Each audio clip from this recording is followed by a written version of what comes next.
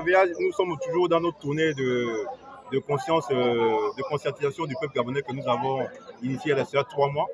Et donc, nous avons déjà fait 4 quartiers. Ici, c'est le 5e quartier dans le 2e arrondissement, un quartier sous-intégré, AVA 1.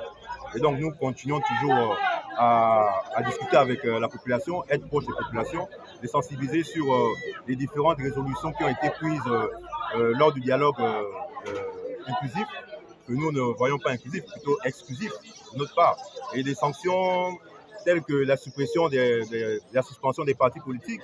Nous avons aussi des résolutions telles que la suspension des membres du PDG allant bien qu'à partir de 2014. Alors, notre question est de savoir, est-ce que la souffrance des Gabonais a commencé rien qu'en 2014? Si c'est à partir du mandataire d'Ali, eh bien, ça a commencé à partir de 2009. Pourquoi prendre 2014? Parce que en 2009, beaucoup des membres qui étaient dans le gouvernement qui sont dans le gouvernement de la transition faisaient encore partie du Parti démocratique gabonais. Et comme les commissaires au dialogue n'ont pas vu décrocher leurs amis, ils ont alors trouvé des subterfuges pour pouvoir trouver une date où ces derniers ne seront pas entachés. Et nous, au niveau de l'Alliance patriotique gabonaise, nous dénonçons ce subterfuge avec la dernière énergie. Parce qu'il ne faudrait pas que le CTRI et ceux qui ont organisé le dialogue puissent prendre la population gabonaise pour des maboules. En fait. Bien sûr, c'est comme je disais tout à l'heure.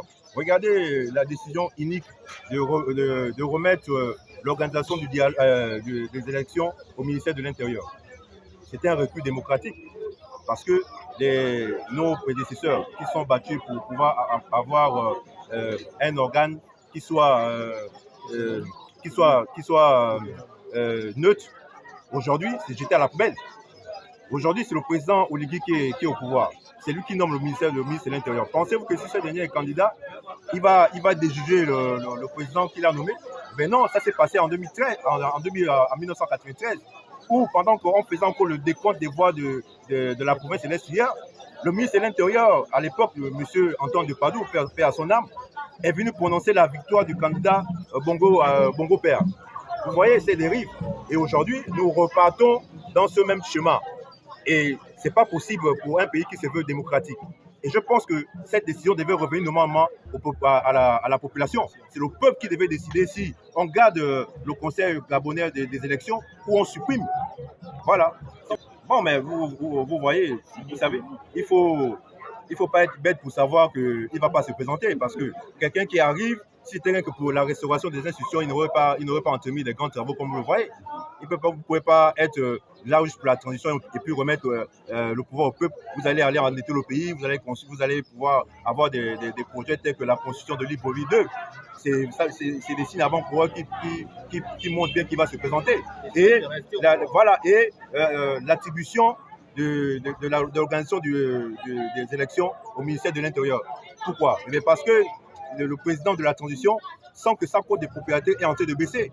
Et comme il n'a pas envie de perdre ces élections, il est obligé de pouvoir trouver des superfuges comme ramener les élections au ministère de l'Intérieur.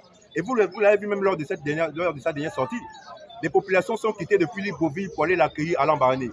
Alors que si vous suivez bien l'actualité lors de ces premières sorties, il n'avait pas besoin qu'on puisse amener des associations à Talakoutis et au coût de 5 000 francs par personne pour pouvoir venir à ces meetings.